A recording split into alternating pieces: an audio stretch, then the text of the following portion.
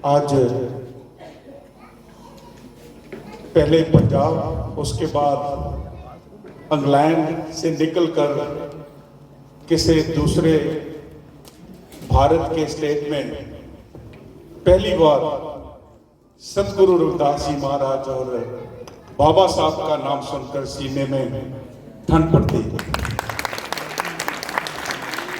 जो बड़ी देर से इस बात का सपना था, माफ करना जो मैं पंजाबी हूँ, हिंदी बोलने की कोशिश करता हूँ, कोई गल नहीं तो माफ करना। कोई गल नहीं। मैं जितनी देर भी आपके साथ बात करूंगा, मैं देख रहा था कि जब प्रोग्राम शुरू हुआ था ना, आप में जो जोश था वो कम पड़ गया है। अब मैं चाहता हूं कि वही जोश दोबारा आए। जोश कभी कम नहीं होना चाहिए। साथियों, साच कहूं सुन ले सबे, जिन प्रेम कियो तिन ही प्रभ पायो। उस अकाल पुरख परमात्मा भगवान की बात करते हैं ना, वो हमारे एक दूसरे के प्यार में बसते हैं। जो प्यार आपने दिया है हमेशा याद रहेगा, याद रखेंगे। और जितना प्यार आपने दिया है, हो सकता है कि दोबारा खींच कर आपके पास फिर ले आए। हमारे महापुरुष जिनके लिए हम जीते हैं, काम करते हैं, उनको हम कभी भूलते नहीं हैं। वहां मैं देख रहा था, मेरे सिर के ऊपर लिखा हुआ है कि 1433 की माघ सुदी 15 दुखियों के कल्याण हित प्रगटे गुरु रविदास। साथियों,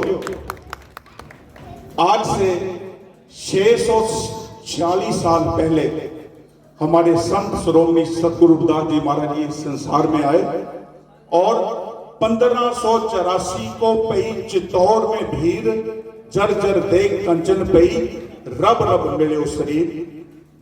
1433 और 1584 में 1433 माइनस करके 151 साल उम्र रहबर सतगुरु रविदास जी महाराज से इस धरती को भाग लगाते रहे। और 151 साल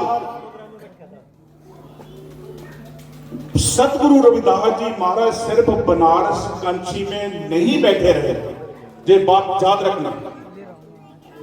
उन्होंने 151 साल का समा कांची में बैठकर नहीं बताया। इस हिंदुस्तान नहीं, इस भारत का भ्रमण किया, हरेक स्टेट में गए। British Ravidassia heritage foundation, tracing the footprints of Satguru Ravidas ji in history, ये काम कर रहा है। सतगुरु रविदास जी महाराज के आगमन पूर्व से लेकर उनके ज्योति जोत समाने के समय तक उसका गुरु रविदास महाराज का पूरा इतिहास 2027 में सतगुरु रविदास जी महाराज जी का 650वां गुरपुरब आ रहा है, आपके सामने पेश करने का एक उपराला करेंगे। जब हम मंदिर में जाते हैं तो हम क्या करते हैं? वहां जाकर हम नतमस्तक होते हैं, अपने आप को शांत करते हैं और गुरु महाराज का हमें आशीर्वाद मिलता है। ये बात मत भूलिए कि वहां भगवान नहीं होते, उसका आशीर्वाद होता है। आशीर्वाद कहां से आता है? जो सतगुरु महाराज जी ने अपने मुखारबत से पानी उचारी है ना, उससे आता है। उसको पढ़ने से मन शांत होता है और उसको पढ़कर अपना जीवन सुधारने का मन बनता है। साथियों, हमारे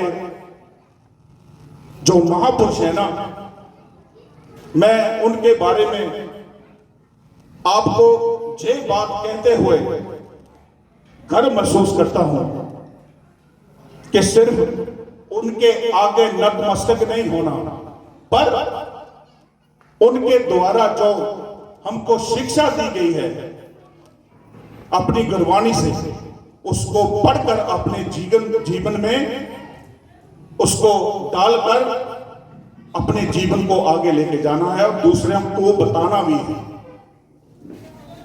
पहले अपने बाप, अपने पुरखों को याद रखना हमारा धर्म है। बाबा साहब डॉक्टर भीमराव जी अम्बेडकर, जिसको आज संसार में, दुनिया में सिंबल ऑफ नॉलेज का नाम दिया गया, कि सोच और ज्ञान केहो जा होता है, बाबा साहब डॉक्टर भीमराव अम्बेडकर जैसा होता है। एक गरीब परिवार से निकलकर सिंबल ऑफ नॉलेज दुनिया का बनना, ये हमारे शूद्रों के भाग्य में आता है, अगर अपना मन सच्चा हो तो। जो बाबा साहब ने हमको प्रेरणा दी है, आज स्टेज पर खड़ के बोल रहा हूं, तब बाबा साहब के लफ्ज मेरी जुबान से निकल रहे हैं। अगर मेरी सांस चल रही है तो सांस मेरे सदगुरु रविदास जी महाराज, सदगुरु कबीर साहब महाराज, सदगुरु नामदेव महाराज ने दी है, क्योंकि मैं उनकी बानी पढ़ता हूं। साथियों, आज दशहरे का उत्सव है, ध्यान देना। सदगुरु रविदास महाराज ने कहा था कि रविदास हमारो राम जी, दशरथ कै सूत नाही। ध्यान देना इस बात का कि राजा दशरथ का पुत्र रामचंद्र मेरा राम नहीं है, मेरा राम कोई और। कहे रविदास समय नहीं समझे, कहे रविदास समय नहीं समझे से, भूल परे जैसे बोरे, मोहे आधार राम नारायण, जीवन प्राण तन मोरे। मेरा राम कोई और है, ये राम नहीं है मेरा। इसलिए साथियों, मेरे सारे भाइयों ने, बहनों ने, दुनिया में आपने महाभारत बहुत अच्छी लगन से देखा है, पढ़ा है, सुना है। हमारे पूर्वज, मेरे ताए चाचे महाभारत को पढ़ते थे, मैं सुनता था, बड़ा अच्छा लगता था। अब उसका सीरियल बनकर सामने आया, सबने देखा, मैंने भी देखा, मैं मिस नहीं किया। मगर कहीं भी जाता था तो रिकॉर्डिंग पे लाकर जाता था, घर में बाग में बैठकर देखता था, बड़ा अच्छा लगता था।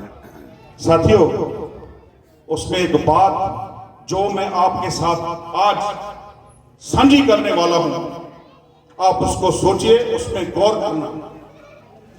जब महाभारत समाप्त हुआ तो श्री कृष्ण ने पांडवा को पता क्या किया, जब उसने महाभारत जीत लिया, कि तुमने महाभारत के युद्ध में झूठ बोला है, नाहतों का कत्ल किया है, इसलिए आपको अश्वमेध यज्ञ करना पड़ेगा। क्यों? तभी तुम्हारे किए हुए झूठ और नाहतों के किए हुए कत्ल के पाप का फल निवारण होगा। ये बात सच्ची है ना, सबने सुना है ना, ये हुआ। जब वो यज्ञ किया, साथियों, जब उन्होंने यज्ञ किया तो भगवान कृष्ण ने बोला कि जब यज्ञ समाप्त होगा ना तो आकाश में शंख बजेगा, तो समझ लेना आपका किया हुआ यज्ञ संपूर्ण हो गया। साथियों, ये समझने वाली बात है। और यज्ञ किया तो काशवाल देखने लगे, शंख नहीं बजा, शंख नहीं हुआ, तो फिर क्या हुआ? भगवान कृष्ण के पास गए कि बोल महाराज, हमने अश्वमेध यज्ञ तो कर दिया, शंख तो बजा नहीं, इसका मतलब हमारा यज्ञ किया हुआ संपूर्ण नहीं हुआ।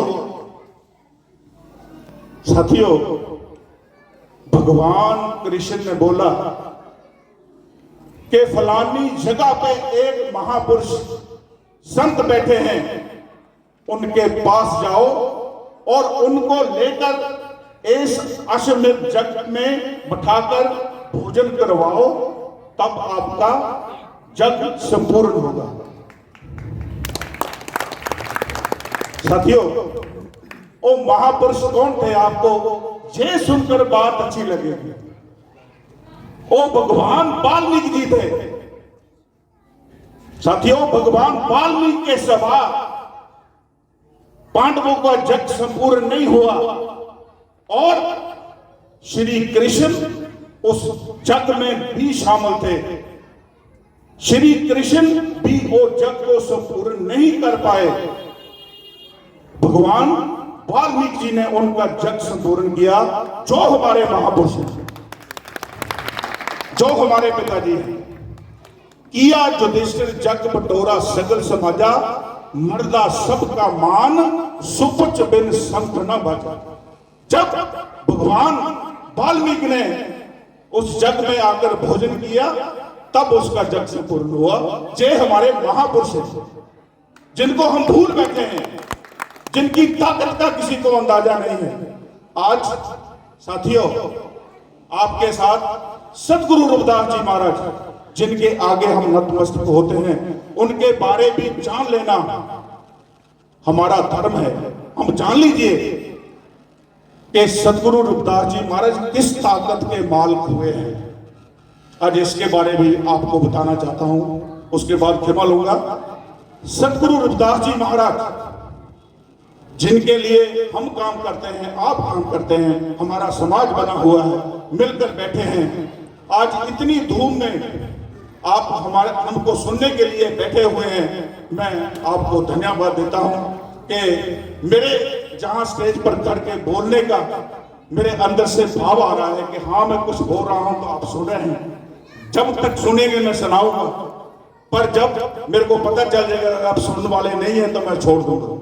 साथियों, सदगुरु रविदास जी महाराज, जिनकी वाणी गुरु ग्रंथ साहब में दर्ज है, जिसकी वाणी गाई जाती है, पढ़ी जाती है, सुनी जाती है, जब तक वाणी को साथियों आप समझते नहीं है ना, उतनी देर बात नहीं बनेगी। मेरी बात समझ लीजिए। अगर आपने किसी परीक्षा का एग्जाम देना है, जब तक उस सब्जेक्ट की जो प्रेसी है ना, उसकी समझ आपके दिमाग में नहीं आती तो उस विषय के बारे में आप कुछ लिख नहीं पाएंगे।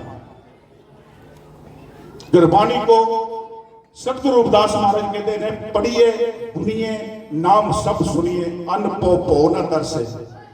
सदगुरु महाराज कहते हैं, पढ़ो गाओ सुनो, अन्न पो पो न तरसे, लोहा कंचन हिरण होए कैसे, जो पारस न परसे। सदगुरु महाराज कहते हैं कि सुना है कि लोहा जब पारस को छूता है ना, सोना बन जाता है। उतनी देर नहीं बनता जितनी देर वो पारस को छूता नहीं। लोहे का लोहा रहता है, जब पारस के साथ छू जाता है तो सोना बन जाता है। इसलिए गुरबाणी को जितनी देर हम समझते नहीं है ना, उसके बारे में सड़े को समझ नहीं होगी, हमारा जीवन सफल नहीं होगा। एक गुरबाणी का भाव है। सदगुरु रविदास जी महाराज, हम लोगों ने और समाज ने भगवान वाल्मीकि समझ रखा है, सदगुरु रविदास महाराज को चमार समझ रखा है। साथियों, पर उनकी वाणी के बारे में, उसकी ताकत के बारे में अगर आपने समझना है तो उनकी वाणी पढ़कर उसको समझना जरूरी है। साथियों, एक बात कहने जा रहा हूं, सदगुरु महाराज कौन सी ताकत के मालिक हुए हैं, आपको सुनकर खुशी होगी कि जो मैं बात बताने जा रहा हूं, मैंने कहीं से लेकर नहीं आया हूं। मैं गुरबाणी पढ़ी है, उसका अध्ययन किया है और उसको समझता हूं। सदगुरु महाराज के मुखारबिंद उच्चारण किया हुआ एक शब्द है सदगुरु महाराज का, जिसमें लिखा है, दारद देख सबको हंसे। जिन्होंने वाणी पढ़ी है उनको समझ आएगा। दारद देख सबको हंसे, ऐसी दशा हमारी। सदगुरु महाराज बोलते हैं, अपनी मुखारबिंद से, अपने हाथों से लिखते हैं कि दारद बोलते हैं गंध को, दलिद्र को देखकर, कि लोग मेरे आले दुआले पड़े हुए गंध को देखकर मेरे से हंसते हैं। ये सतगुरु महाराज ने आपने मुखारम से सारी हुई वाणी है। दारद देख सबको हंसे ऐसी दशा हमारी, लोग हंसते हैं मेरे पे। सतगुरु महाराज गुरबाणी की एक असली बात जो आपको मैं बता दूं कि एक लाइन सवाल, दूसरी लाइन में उसका जवाब है। अगर आपको गुरबाणी की समझ करनी है ना, एक लाइन सवाल होगा, उसके साथ वाली लाइन में उसका जवाब मिलेगा। अगर दो लाइनों में सवाल होगा तो दो लाइनों में उसका जवाब होगा। उसका जवाब देते हैं सतगुरु रविदास महाराज। सुनकर खुशी होगी आपको कि सतगुरु रविदास महाराज कौन सी ताकत के मालिक हुए हैं। और बोलते हैं दारद देख सबको हंसे ऐसी दशा हमारी, सब हंसते हैं। सतगुरु महाराज जवाब देते हैं, अष्ट दशा सिद्ध कर तले सब कृपा तुम्हारी। जब समझ आएगी ना तो अंदर से एक आवाज आएगी। सतगुरु महाराज पता है इसका मतलब क्या है? अष्ट दशा सिद्ध कर तले। सतगुरु महाराज कहते अष्ट 8 दशा 10 8 10 अष्ट दशा सिद्ध कर तले।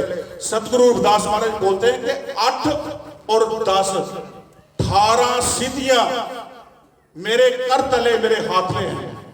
सब कृपा तुम्हारी, तेरी कृपा के कारण उस अकाल पुरख परमात्मा ने सतगुरु महाराज को 18 सिद्धियों का मालिक बनाया। भगवान श्री कृष्ण 16 कला से पूर्ण हुए हैं। सतगुरु रविदास जी महाराज के दरबार में खड़ा हो, सतगुरु महाराज खंड ब्रह्मंडा के मालिक थे। सतगुरु महाराज ने संसार को नहीं, सारी खंडा ब्रह्मंडा को भी जानते थे। इसलिए सतगुरु रविदास महाराज ने अपनी वाणी में एवं लिख दिया कि तो ही मोही, मोही तो ही अंतर कैसा। इस सतगुरु महाराज ने लिखा है अपनी वाणी में कि तो ही मोही, मोही तो ही अंतर कैसा। सतगुरु महाराज ने कह दिया उस काल पुरख परमात्मा को, तेरे और मेरे में कोई फर्क नहीं है, तू ही मैं ही तू है। साथ देना जब पानी पड़ेंगे ना तब बात इस बात का पता चलेगा। सतगुरु कबीर साहब महाराज एक बार सत्संग कर रहे थे, एक माता ने आकर बोला कि मैंने सुना है स्वामी जी कि उस परलोक में जाकर जब इंसान यहां से जाता है तो उनको स्वर्ग नरक में डाला जाता है, कि उसका फैसला होता है धर्मराज के दरबार में। तो सतगुरु कबीर साहब महाराज हंसने लगे और माता ने बोला कि स्वामी जी अगर आप मेरे को दर्शन करा दें तो आपकी मेहरबानी होगी। माता जी का शुद्ध हृदय देख के सतगुरु कबीर साहब महाराज हंस पड़े और कहने लगे कि माता मेरा हाथ पकड़ ले, अपनी दोनों आंखें बंद कर ले, जब मैं बोलूंगा कि अपनी आंखें खोलो तब खोलना। जब थोड़ी देर के बाद माता जी को आवाज आई कि माता जी अपनी आंखें खोलो। जब माता जी ने आंखें खोली तो क्या देखा सामने? एक बहुत सुंदर सिंहासन जिसमें सतगुरु कबीर साहब महाराज आप विराजमान है। गज के आपको सतनाम श्री भाई। और माता देखकर हंसने लगी और कहने लगी कि स्वामी जी अगर ये बात थी ना तो आप मैंने यहां क्यों लेकर आए, वहां ही बता देते। तो सतगुरु कबीर साहब महाराज हंसने लगे कि माता अगर ये बात मैं तेरे को वहां बताता तो तेरे को यकीन नहीं होना था। वहां पर लेकर आया हूं कि जो तू सोच रही थी तेरे को दिखाने के लिए। सतगुरु कबीर साहब महाराज ने अपने शब्द में गुरबाणी में शब्द उच्चारण किया है कि अब तो जाए चढ़े सिंहासन। गुरबाणी को समझने वाली जो मैं बात बोली है ना, यही बात शब्द में बोली है सतगुरु कबीर साहब महाराज ने। अब तो जाए चढ़े सिंहासन, मिले है सारंग पानी, राम कबीरा एक पै है को न सके पछानी। कहते कोई मेरे को पहचान नहीं सकता कि सतगुरु और कबीर साहब महाराज में कोई फर्क नहीं। ब्रिटिश रविदासिया हेरिटेज फाउंडेशन जो काम कर रही है ना, आपका सहयोग चाहिए। आपके साथ गुरु महाराज का जीवन, उनका बचपन कैसा था, सतगुरु रविदास महाराज जी के पूरे जीवन की 2-4 बातें हम सबको मालूम है। सतगुरु महाराज ने मीरा माई को नाम दिया था, पत्थर तारे थे और कंगन दिया था, गंगा को मोड़ दिया था। 152 साल में सतगुरु महाराज ने 2-4 काम नहीं किए। ध्यान देना, 152 साल में रोज होते थे। जैसे मेरे साथी ने पहले बोला कि जब सतगुरु रविदास जी महाराज का समय था, सतगुरु कबीर साहब महाराज ने उनका साथ दिया। उन दोनों महापुरुषों ने साथ मिलकर इस संसार में इस लोगों से जो समाज के इंसानियत के खिलाफ थे, उनके साथ मिलकर लड़ाई की और उनको स्वस्थ और अच्छा मार्ग दिखाया। साथियों, 2 महापुरुष उस समय में हुए थे। उसके बाद बाबा साहब डॉक्टर भीमराव अंबेडकर। अगर उसके बाद बाबू कांची राम ना आते तो बाबा साहब का नाम सबने भूल जाना था। बाबा साहब का नाम सबने भूल जाना था। जब बाबा साहब की सोच को उन समय के लोगों ने कहा था कि बाबा साहब तेरी सोच को हम नीचे दबा देंगे, मुड़ के ये ऊपर नहीं आएगी। मेरे बाबा साहब ने कहा था कि मेरी सोच को जितनी गहरी खाई में इसको दफन करोगे, उतनी ऊंचाई से उभर कर सामने आएगा। और वही बाबा साहब की सोच बाबू कांची राम ने आज जीवित कर दी है। घर घर में बाबा साहब की बात हो रही है, घर घर में सतगुरु कबीर साहब की बात हो रही है, घर घर में गुरु रविदास महाराज की बात हो रही है। साथियों, मैं आपका आभारी हूं जिन्होंने अपने दिल में जो बात समा रखी है। मेरे साथी ने एक बात बोली थी कि जो मेरे समाज के लोग पढ़कर IAS PCS बन चुके हैं, वो छोड़कर अपने आप को दूसरे धर्म में जा रहे हैं। साथियों, मैं एक बात बोल दूं सभी को, मेरे दिल की बात है। मैं एक बात बोलना चाहता हूं। मैं इंडिया का फुटबॉल का प्लेयर रहा हूं, प्रोफेशनल फुटबॉलर। JCD मिल फगवाड़ा का नाम सुना होगा। मैं वहां पे एज ए प्रोफेशनल 1986 की एशियन गेम जो सोल कोरिया में हुई थी, वहां का मैं टीम का मेंबर था। साथियों, उसके बाद इंग्लैंड चला गया। मैं आपको ये बात बोल दूं कि तुसी कुछ भी बन जाओ, जितनी मर्जी सोच ऊंची रख लो, जितना मर्जी बड़ा अफसर बन लो, पर आपकी जात आपके साथ रहेगी। ये कभी नहीं, इसको कभी बता नहीं पाओगे। अगर ये बात अभी समझ लो, ये बात बाद में समझ आए साथियों, तो फिर थोड़ी देर हो जाएगी। अगर ये बात अभी समझ आ जाए तो फिर रास्ता सामने है, चलने के लिए तैयार हो जाओ। साथियों, जब एक जो मैं भगवान वाल्मीकि को गुरु रविदास महाराज की बात कही है ना, मैं हमेशा ये स्टेज पर खड़ के बोलता हूं कि भगवान वाल्मीकि को मानने वाले और गुरु रविदास महाराज को मानने वाले, ये 2 ऐसी वर्ग जो गुट है, डॉक्टर साहब ने बोला था, ये दोनों इकट्ठे हो गए तो हमको रोकने वाला कोई नहीं। बाकी बातें छोड़ो, भगवान वाल्मीकि को मानने वाले और गुरु रविदास महाराज को मानने वाले 2 ग्रुप इकट्ठे होकर साथ होकर काम करके देखो, तो दुनिया में तुम्हारा झंडा होगा। जो चाहोगे वे कर पाओगे और मेरे बाबा साहब का लिया हुआ सपना आप साकार कर पाओगे। साथियों, और लोग कितने खुशकिस्मत होते हैं जिनके सपने साकार होते हैं। कभी बाबा साहब का लिया हुआ सपना साकार होगा, उस दिन बाबा साहब को खुशी मिलेगी कि मैंने जो सपना दिया था, मेरे साथियों ने उसको, मेरे बेटों ने उसको सबके सामने लाकर दिखा दिया है कि हम उस बाबा साहब सतगुरु कबीर साहब, सतगुरु रविदास महाराज और भगवान वाल्मीकि के सपूत हैं। साथियों, इतना कहता हूँ, आपसे क्षमा चाहता हूँ और कोई गलती हुई तो माफ करना। Thank you.